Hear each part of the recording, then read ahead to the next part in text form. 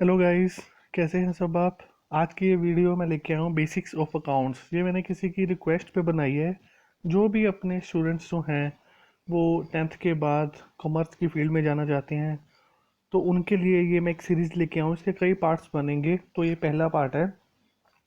चलिए स्टार्ट करते हैं।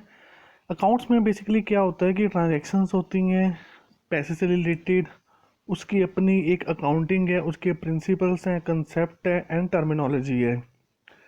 इसके अलावा अकाउंट्स में क्या क्या होता है, इसमें हम देखेंगे revenue, expense, assets, liability, income statement, balance sheet and statement of cash flow. इन सारी की डिटेल जो है वो आगे आपसे डिस्कस होगी। सबसे पहला पॉइंट है capital account. Capital account can refer to fund raise to support a particular business और प्रोजेक्ट। कैपिटल, जब भी आप जब भी एक पर्सन ने नए बिजनेस को शुरू करना है तो वो उसमें पैसे लगाता है। जितने पैसे लगाए तो वो उसकी कैपिटल है। तो जितने पैसे नए बिजनेस को इंट्रोड्यूस करने के लिए हमने लगाए हैं उसको हम कैपिटल बोलते हैं। उस पैसों को आगे जो है वो रॉ मटेरियल परचेज होता है, बिल्डिंग परचेज होती है, लैंड परचेज होती है, फर्नीचर परचेज होता है, मशीनरी परचेज होती है और भी एक्सेट्रा कई सारी आइटम जो है वो जो हमारी कैपिटल लगाई गई है उससे परचेज होगी। तो कैपिटल का आई थिंक क्लियर हो गया होगा। नेक्स्ट है एसेट। बैलेंस शीट में, फिर सुनिए, बैलेंस शीट में दो चीज़ें हमारी आती हैं, एक है एसेट, एक है लाइबिलिटी। एसेट जो होती है वो कंपनी के पास जो प्रॉफिट में चीज़ें हैं जो स्टैंड कर रही हैं। जैसे कि मैं बता देता हूँ, इसमें कैश आता है जो कंपनी के पास पड़ा है, इन्वेस्टमेंट्स है जो कंपनी के पास पैसे थे आगे उसने इन्वेस्टमेंट कर दिए, तो वो है। अकाउंट रिसीवेबल, किसी से पैसे अभी लेने हैं, स्टॉक हमारे पास पड़ा है। लॉन्ग टर्म इन्वेस्टमेंट्स है, लैंड है, बिल्डिंग है, मशीन्स है, इक्विपमेंट है, फर्नीचर, फिक्चर, व्हीकल जो हैं, गुडविल। गुडविल का आगे डिस्कस करूंगा मैं। और इसके अलावा भी बहुत सारी चीज़ें जो कंपनी के पास हैं चीज़ें, उसको हम एसेट बोलेंगे।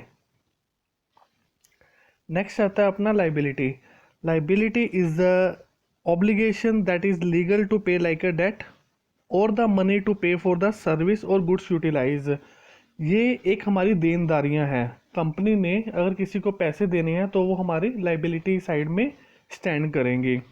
इसके मैं आपको कुछ एग्जांपल्स बता देता हूँ, जैसे accounts payable, expense payable, salary payable, interest payable.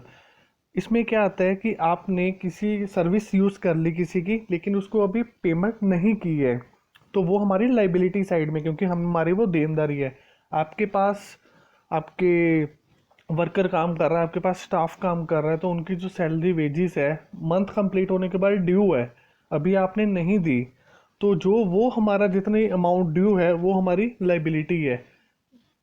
इसके अलावा और भी कई चीज़, इंटरेस्ट, बैंक से इंटरेस्ट जो है वो अभी इंटरेस्ट जनरेट हो गया, इतना इंटरेस्ट लगना है, लेकिन हमारी तरफ से अभी बैंक को वो इंटरेस्ट नहीं गया, तो वो हमारी देनदारी है, उसको हम लाइबिलिटी में आएंगे। होपफुली आपको समझ आ गया होगा। नेक्स्ट पॉइंट पे आती है debtor. A person from whom a money is yet to be received by a business. एक पर्सन है, उसने दूसरे पर्सन को माल बेचा, तो अभी उसकी पेमेंट नहीं आई। जैसे कंडीशंस होती हैं कि आफ्टर 30 डेज में वो आपको पेमेंट कर देगा, तो 30 डेज का जो पीरियड है वो हमारी डेटर्स हैं, हमने पैसे अभी लेने हैं, तो जो पैसे हमने लेने हैं उसको हम डेटर्स बोलते हैं। क्रेडिटर्स इससे रिवर्स है। आपने किसी से कोई मटेरियल, रॉ मटेरियल मान लीजिए लिया, उसकी पेमेंट आपने मान लीजिए उनको कंडीशन हमारी रखी कि आफ्टर 20 डेज जब भी हमारे पास माल पहुंचेगा तो उसके 20 डेज के बाद आपको पेमेंट करेंगे, तो अभी उसकी पेमेंट नहीं की, तो वो हमारा जो बैलेंस है क्रेडिटर्स में शो होगा। एग्जाम्पल भी मैंने नीचे दी है, आप उसको देख सकते हैं। नेक्स्ट है ड्राइंग। ड्राइंग्स क्या होता है कि drawing are the amounts taken by the owner of a business for his personal use. Owner ने जो जिस ओनर ने कंपनी शुरू की है वो अपनी पर्सनल यूज़ के लिए कंपनी से अगर वो कुछ भी लेता है, इन फॉर्म ऑफ वो कैश भी हो सकता है, गुड्स के फॉर्म में भी हो सकता है, इन दोनों फॉर्म में कुछ भी अगर वो ऑफिस से अपने पर्सनल यूज़ के लिए निकालता है तो उसको हम ड्राइंग्स बोलते हैं। ओनर्स को भी अपनी जो है वो खर्चे, घर के खर्चे चलाने हैं, या और भी व्हीकल है, पेट्रोल है, कई सारे एक्सपेंसेस होते हैं, तो वो उसको कहाँ से पूरे करने हैं, तो वो भी कहीं से कलेक्ट करेगा। उसने अपनी कंपनी बनाई है, कंपनी प्रॉफिट में अगर जा रही है जो भी है वहाँ से उसने कलेक्ट करने हैं, तो जो भी कंपनी से उसने लिया, चाहे वो कैश के फॉर्म में हो, अगर वो गुड्स ले रहा है तो उसकी गुड्स की कितनी वैल्यू है, वो उसको हम जो है वो ड्राइंग्स कंसीडर करते हैं। नेक्स्ट है प्रॉफिट। प्रॉफिट तो आपको सबको पता ही है कि जो अपने पास एक्सपेंस पे करने के बाद हमारे पास जो बच गया वो हमारा प्रॉफिट है। बेनिफिट, इसको हम बेनिफिट कह लो, गेन कह लो, ये मॉनेटरी टर्म में ही होता है। दोबारा बताता हूँ, profit is a money a business has left after paying their expenses. Expense pay करने के बाद हमारे पास कितना पैसा बच गया तो वो प्रॉफिट है। लॉस, लॉस में हम क्या करते हैं बेसिकली, कब होता है लॉस हमें, जब एक्सपेंसेस जो है वो हमारे ज़्यादा होते हैं, रेवेन्यू हमारे को कम होता है। मान लीजिए रेवेन्यू हमारा है 10,000 रुपीज़ और उसके बदले में हमारे एक्सपेंस हो गए 13,000 रुपीज़, तो जो वो 3,000 है वो हमारा लॉस होएगा। इसके अलावा प्रॉफिट कैसे था, मान लीजिए अपने को कॉस्ट पड़ी किसी चीज़ की 10,000, हमारा जो रेवेन्यू हमारे पास आया वो आया 13,000, तो वो 3,000 हमारा प्रॉफिट था। होपफुली आप दोनों को प्रॉफिट एंड लॉस क्लियर हो गए होंगे। आगे है बैड डेट्स। बैड डेट्स क्या होते हैं, इसकी मैं सबसे पहले एग्जांपल्स के थ्रू जाता हूँ। जो पैसे आपको नहीं मिले वो बैड डेट्स हैं। सिंपल फॉर्म, जैसे आपने किसी को गुड्स बेची 1 लाख रुपीज़ की, उसने उसमें से 95,000 आपको रिटर्न कर दिए, 5,000 बैलेंस रह गया, जो बैलेंस रह गया वो bad debts as a consider होगा। ये भी एक तरीके का हमारा खर्चा ही होता है कि हमें मिले ही नहीं, जो हमें नहीं मिला वो हमारा बैड डेट्स है। आप ये पूरी आगे डेफिनेशन पढ़ सकते हो जो मैंने आपसे डिस्कस कर ली है। आउटस्टैंडिंग एक्सपेंसेस, इसको आप एक्रूड एक्सपेंसेस बोल दीजिए, आउटस्टैंडिंग एक्सपेंसेस बोल दीजिए, दोनों सेम चीज़ है, कोई डिफरेंस नहीं है। आउटस्टैंडिंग एक्सपेंसेस में that expenses which has been incurred during the current account period and are due to be paid.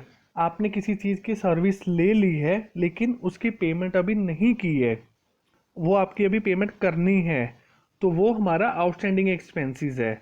Outstanding expenses का मतलब ये होता है आपने सर्विस ले ली लेकिन अभी पेमेंट नहीं की है, तो वो हमारा आउटस्टैंडिंग एक्सपेंसेस है, तो उसको हम लाइबिलिटी साइड में हमारी आती है एंट्री। वो आगे आगे आपको पता चलेगा क्या क्या चीज़ें कहाँ पे आती कहाँ पे नहीं।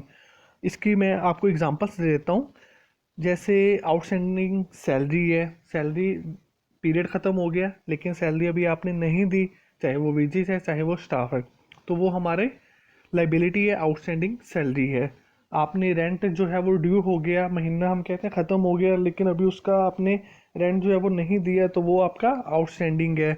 आपने किसी चीज़ की सब्सक्रिप्शन ली थी, आप अभी भी यूज़ कर रहे हो लेकिन अभी आपने पेमेंट नहीं की, तो वो भी आउटस्टैंडिंग है। वेजिस एक्सेट्रा, आपसे आगे आगे और कई डेफिनेशन इसकी आएंगी, एग्जांपल्स आएंगी।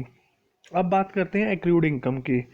एक्रूड इनकम या आउटस्टैंडिंग इनकम दोनों सेम चीज़ें हैं।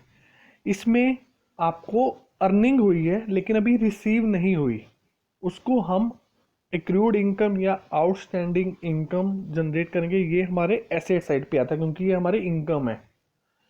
हमारे जैसे मैं आपको एग्जांपल दे देता हूँ, आपने अपने बिल्डिंग जो है वो रेंट पे दी है, आपको रेंट जो है वो अभी नहीं मिला लेकिन आपको मिलना है, तो वो आपकी आउटस्टैंडिंग इनकम है।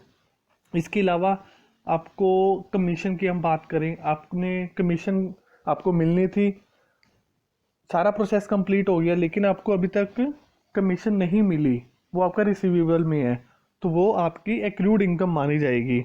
इसमें आप देख सकते हैं income must be recognise during the period it is earned irrespective of when money is received. तो आपको ये सारी मनी जो है वो आगे कलेक्ट करनी है, आपकी ये इनकम है। तो गाइज ये मैंने छोटी सी वीडियो बनाई है सो दैट कि आपको बेसिक अकाउंट्स जो है वो क्लियर हो जाए। आगे आगे बहुत सारे ऐसी वीडियोज आएंगी जिसमें आप वीडियोज देख के ही काफ़ी कुछ जो है वो क्लियर हो जाएगा कंसेप्ट। होप आपको ये वीडियो अच्छी लगी, अगर अच्छी लगी तो प्लीज़ लाइक और शेयर कर दीजिए और चैनल सब्सक्राइब कर दीजिए। एंड वीडियो को देखने के लिए थैंक्स अ लॉट।